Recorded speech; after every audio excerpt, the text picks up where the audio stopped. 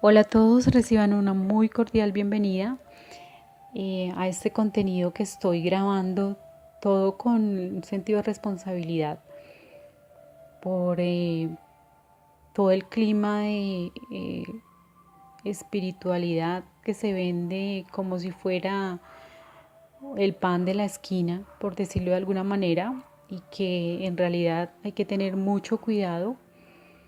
Los planos espirituales sí que hay muchas entidades, pero es demasiado riesgoso ir a meterse a la ligera.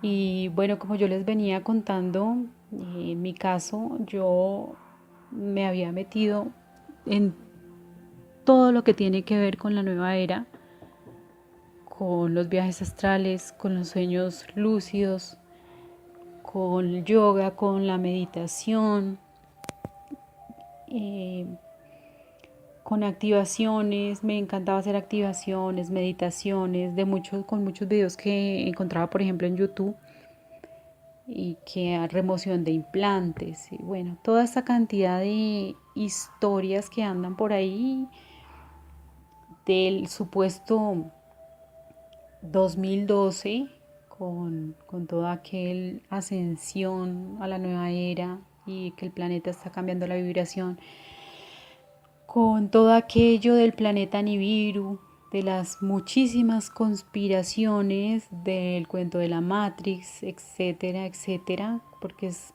bastante denso lo que hay. Estaba muy casada con el hermetismo, con el gnosticismo, con el Jesús gnóstico. Es más, llegué a leer y a ser tan inquieta leyendo que una vez me encontré un libro en el cual se llama Los Misterios de Jesús, y en este se teoriza que Jesús fue más una figura de tipo avatar que una figura real, que Jesús realmente no existió. Y pues ya llegan hasta eso, y ya muchos llegamos a eso, a creer eso, con todo este clima, como les digo, de engaño de todas estas sociedades por allá que se manejan dentro del oculto, dentro de lo hermético, dentro de lo que ellos creen que es la verdad, dentro de su iluminador, que no es ni nada más ni nada menos que el ser que provocó nuestra caída. Y entonces metiendo todo esto a la gente, ¿no? Y casi que dañando mucha gente, y casi que haciéndole el favor a todos estos lucíferes, a todos estos espíritus, a todas estas entidades, para que mucha más gente caiga en sus fauces.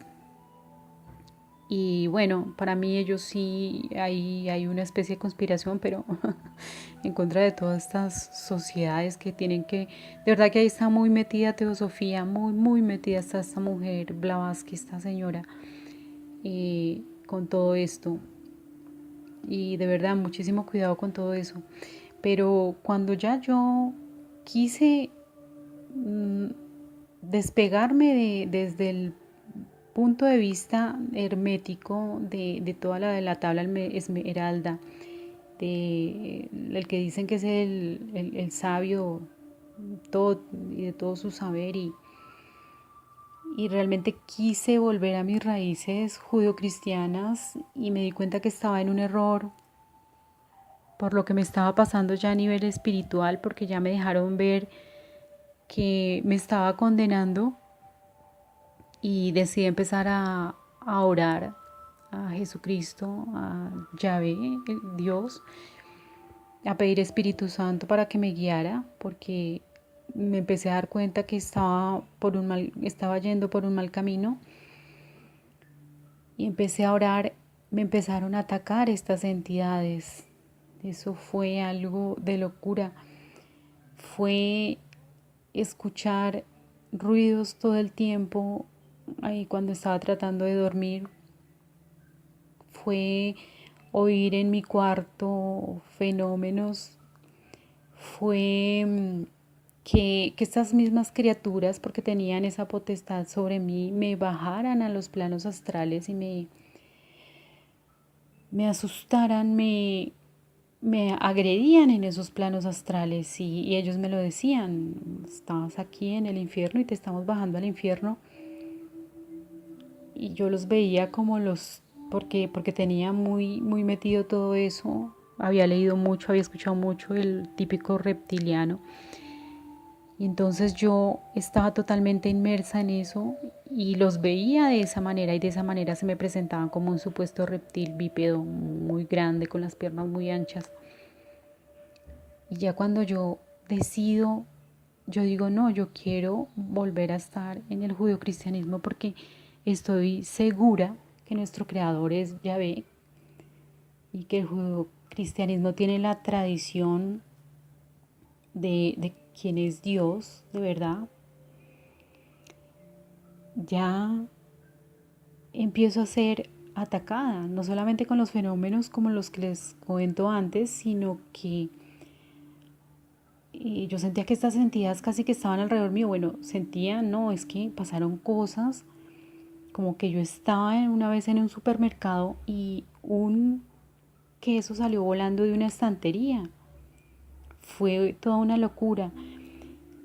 Como el tema en judeocristianismo habla tanto de las ovejas y de Jesús siendo nuestro pastor, se habla mucho de eso, ¿no? De nosotros como ovejas. Yo me acuerdo que apareció una ovejita de un pesebre que yo tenía y le apareció por ahí encima de un lugar que yo dije, no lo puedo creer. Eran cosas como esa o como que un día un ascensor en el que yo iba se paró, se quedó allí parado en el tiempo en el que yo estaba ya más contaminada.